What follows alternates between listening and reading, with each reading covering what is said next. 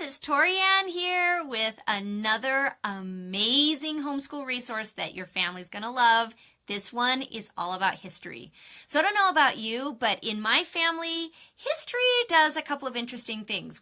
It's not just boring, it's not just date and time, but I'm wondering, do you find yourself just reading a lot of history books or maybe trying to do some of those hands-on history projects, which I like, but they can sometimes feel like they take a really long time. And I was looking for something that was going to be engaging for all the different ages in my family. I was looking for something that was going to be more hands-on and a little different than just reading a book, and wasn't going to take up as much time or as much space or be as messy as a project. So when I found this game that I'm going to tell you about today, I got super excited. Okay, so it's called Timeline. There's actually 5 different tins of this game, and I'm just going to show you this one. Of course, it's a Facebook Live, so the video's backwards. Sorry about that. I love these tins. So this is the Science and Discoveries one, but they're square. You can see about how big they are, and I love that they're made out of metal. I think that that's really fun. And, okay, so I just have to show you, like, I'm a big tactile thing, and this is, like, all embossed. I don't know if you can see that. Like, it's raised, and so it's kind of fun. It's like, ooh. Anyway, so it's just fun to get this in the mail when it shows up because the way the tin is. But what I love even more, like the tin's important and how it looks, but what I really love is the way the game works. It's a timeline game, so it helps kids figure out how all the different parts of history fit together, which I think is super duper important. And the cards, all it is these little cards inside. So they're about this big, and they each have a picture on the back on one side, and like this is, and I love the pictures too, this is the first step on the moon.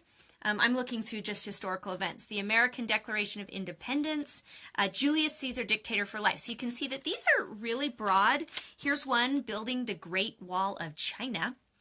And on one side of the card is just a picture and the event, but on the other side is the date. So this is negative 221, and that means 221 BC. That's how they've gotten away from like having to do BC or BCE. They just do negatives and positives.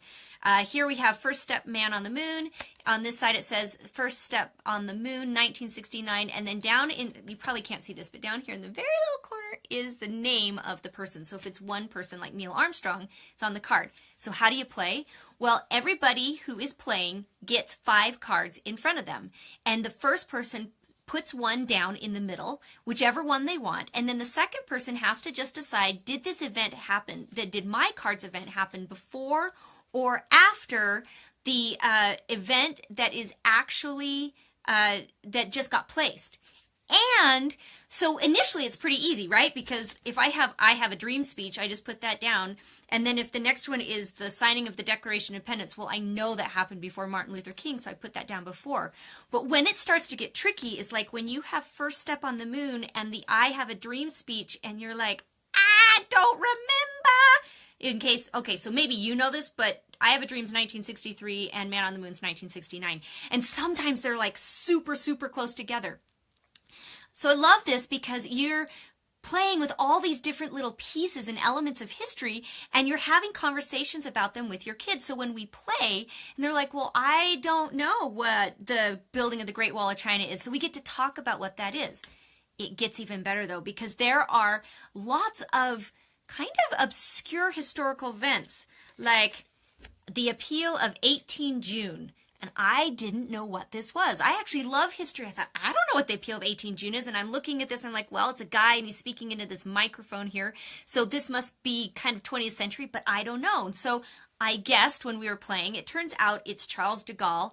We had to go look it up. We had like this fun bunny trail where we learned all about, this was part of the defense against Hitler coming into France and how France was going to stand strong. We had this whole bunny trail that day about this part of World War II that wouldn't have happened if we hadn't been playing the game, but the game prompted us to learn. The other thing I really like is the game consistently has really obscure things like the invention of chewing gum. Do you know when the invention of chewing gum was? I don't know when the invention of chewing gum was, and so I'm totally guessing. Turns out it was 1872. I would have put it a lot later than that. So sometimes you are just purely guessing, and there are rules about what happens when you guess, and do you have to get another card, and if the younger kids are playing, then we give them more help. And the kids really like this game because they often can do as well as the grown-ups because of the nature of the cards, even though the parents often know more about history. Not always, though. So I really, really like this game. Super simple. Like you get, I'm just going to show you just stacks of cards. That's all that's in the tin. There's no dice. There's no timer. There's not a lot of rules. It's really simple. So it's fast to play.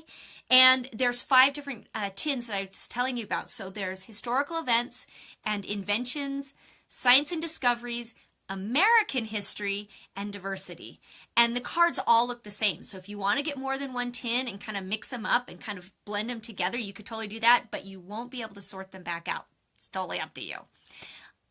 This game, I can't recommend it enough. I love it. It works really great for kids elementary. You can talk more about the history items, but it also works really, really well for those older kids that are sometimes a little bit harder to engage. They need to take a break from their studies, looking for something fun to do. This is a game that's going to work for the whole family. Doesn't take long to play. That's the other thing, is it's not hours and hours to play. You can play a game in 10, 15 minutes, maybe 20 minutes, or a little bit longer if you want to go down those bunny trails like we like to. Woohoo, woohoo. So if you're interested, I'll leave a link up above, and you can check it out on Amazon. As always, I'm Tori Ann Perky, and it is my goal to help you have awesome resources and amazing help so that you can have a confident, successful, amazing homeschool.